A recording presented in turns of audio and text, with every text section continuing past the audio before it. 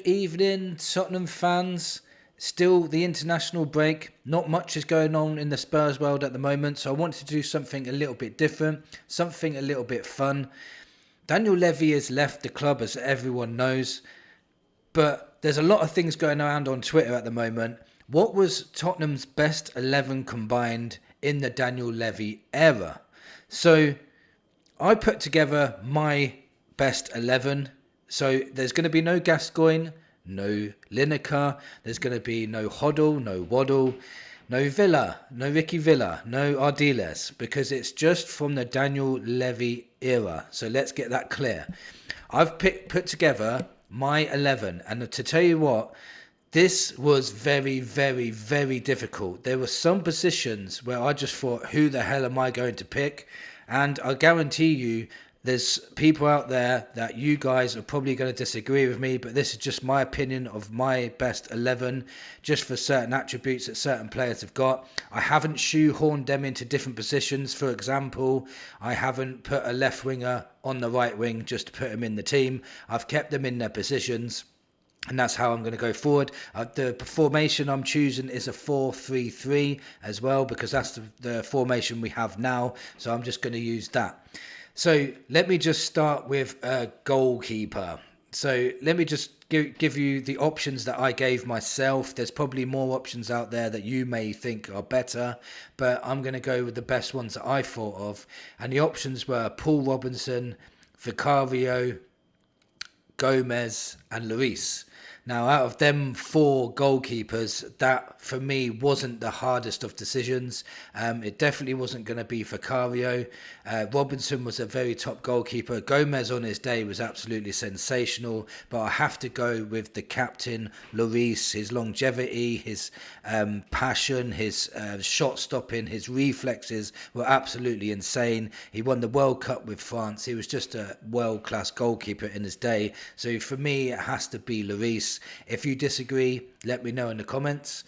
Now let's go to the centre-backs. And the centre-backs are very, very difficult for these reasons. You've got to choose two between Vertonghen, Alderweireld, Ledley King, Romero, Van der Ven, Eric Dyer, not so much probably, but how can you pick two from that? It's almost impossible for me. We've had a lot of really, really good centre-backs. You could probably even put Jonathan Woodgate in there if he stayed a lot fitter. I'm not even for a second thinking about putting Judas in there, but I don't think he was around at that time. I'm not sure. But he's not going in anyway because he's a Judas, and it's not happening. So I'm going to go with my two centre-backs. Romero. Is it going to be? I'm going to go for Romero and Ledley King as my two centre-backs. Romero is a World Cup winner. He's a Europa League winner with Spurs as well. He's our captain now. He's just a magnificent world-class defender. One of the best defenders in world football at the moment, so he has to go in there for me. And Ledley King was absolutely world class in his own right as well. He was just absolutely brilliant. It's just such a shame he couldn't stay fit, because he would have been one of the best ever defenders in history, let alone just for Tottenham. He was such a good defender. So them two are my centre backs. Left back was a pretty difficult one in my opinion. I'll go for fullbacks, and so left back you've got Danny Rose, you've got Asso Aketo. You could probably put Udogie in there as well because he's been there for a couple of years. Maybe Jed Spence, but I'm going to keep him for the right wing back at the moment. But I had to go for Danny Rose because he was part of that team that almost won the Premier League. He was part of the team that got us to a Champions League final. He was absolutely electric on his day. Even on his debut, he scored a 35-yard volley against Arsenal, which made me love him straight away. Brilliant left back he was, absolutely brilliant. He was so quick. He was so quick at getting forward, but so good defensively as well. It's very hard to replace a Danny Rose. So Danny Rose goes in left back for me. Right back was a pretty difficult one too, because you've got like the likes of Jed Spence, you've got Porro, you've got Kyle Walker.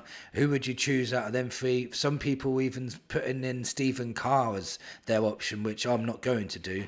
You've got Trippier as an option as well, but The person I'd put in on the right back was very difficult. For me, it ended up between Porro and Walker, and I went for Walker.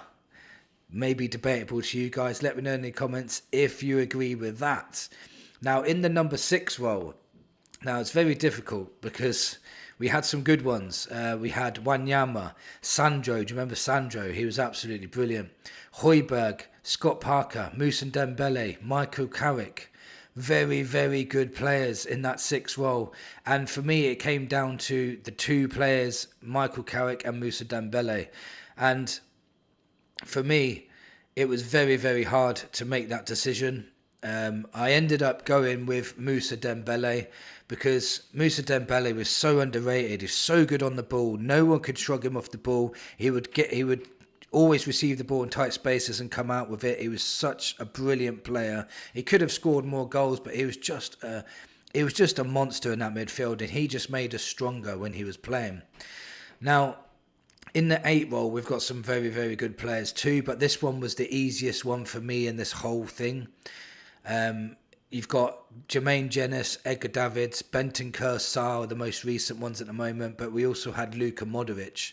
And for me, it didn't take me a second to put this one in. It was Luka Modric all day long. What a player Modric was. He could have 7 players around him and still come out with the ball. His passing range was absolutely exceptional, and he's the most gifted technical midfielder we have ever had. Honestly, he's absolutely brilliant. Ended up at Real Madrid winning absolutely everything. I think he won 6 Champions Leagues. So that guy was absolutely insane, and he's going in my number 8. Now, in the number 10 role, this wasn't that easy, to be honest, but it's out of like Dele Alli, Ericsson, Van der Vaart, Maddison and Kulu. I can't think of any other 10s, like, unless you can let me know in the comments if you can think of a better number 10 than any of the ones I said. But the one I ended up going with is Van der Vaart. Now, Van der Vaart was just that influential, world-class player that you could just rely on to get you that goal in important games. He never ever gave you less than a 7 out of 10. He was absolutely brilliant every single game. His heart was on his sleeve. His work rate was insane. He loved winning the ball back. He loved scoring volleys. He was just such a good player, and he has to be in the 10 for me. Again, if you want to debate that, debate me in the comments. Now, on the left wing was probably the hardest out of the lot, because you have to think you've got Ginola, Sonny and Gareth Bale, and how the hell can you choose between them 3? It's absolutely ridiculous to try and choose between them 3, but in the end I had to go for Gareth Bale. I could have easily gone for the other 2. The other 2 were both world-class players too. Ginola was absolutely electric on that wing, so was Sonny, but Bale was the absolute world-class left winger. He could change a game on his own. He was absolutely brilliant. That last season he played for Spurs was absolutely unreal. He carried us to 4th place on his own. He was absolutely amazing player. Now, on the right wing, there wasn't much options for right wing. I can't think of many right wingers we've had. Like, I can think of Lucas Moura, Lamela, Kulusevski and Aaron Lennon. I can't really think of any top right wingers we've had in our side. And like I said, I'm not going to shoehorn Gareth Bale over that side because he was predominantly a left winger. So for me, I went for Aaron Lennon because Aaron Lennon was an absolute electric winger. So much pace. He was so quick, but he was so direct with it as well. He was massively underrated. He got so many assists. People said he couldn't cross, but if you look back at all of his games, he used to get so many assists from cross. It's unreal. So Aaron Lennon would go on the right forward for me, right wing. Now, striker. This is insane how many good strikers we have, and it's a shame if you look at our strikers now, how much it's dropped. No disrespect to the strikers we have, but if you look at this list, we've got obviously Harry Kane we had there. Robbie Keane was absolutely sensational. Berbatov was absolutely world class. We had Adebayor. He was all right. You got Canute. He was absolutely brilliant. Solanke and Defoe, who was also one of Tottenham's highest goal scorers. Now, that's an insane amount of strikers, and there's probably more that I haven't thought of off the top of my head, but they were absolutely brilliant. But you have to give it to Harry Kane. Harry Kane is an absolute all-round best number 9 in the world football at the moment, still now, in my opinion. He's Tottenham's all-time top goal scorer as well. He's only about 46 goals from the Premier League top goal scorer, and he's been away at Bayern for 2 years.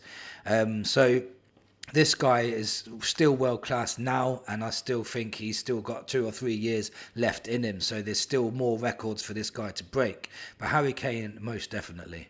So let's have a little recap on my 11. And in goal, I had Hugo Lloris. Right back, Kyle Walker. Left back, Danny Rose. Centre backs, Ledley King, Christian Romero. Number 6, I had Moussa Dembele. In the 8, I had Luka Modric. In the 10, I had Rafa van der Vaart. Left wing forward, I had Gareth Bale. On the right wing, Aaron Lennon. And in the 9, Harry Kane. Now, don't you wish we had a team like that right now? If we did, that team would win the league every single season. It's an absolute monster of a team. It's absolutely brilliant. That was quite fun to do that today. Let me know in the comments what you thought of today's video. Who would you change on my list? Who would you put in instead of the ones that I've chose? Is there any that I've forgotten about that could have easily got onto that list, or ones that could have at least been mentioned today? Thank you for watching, and come on you Spurs.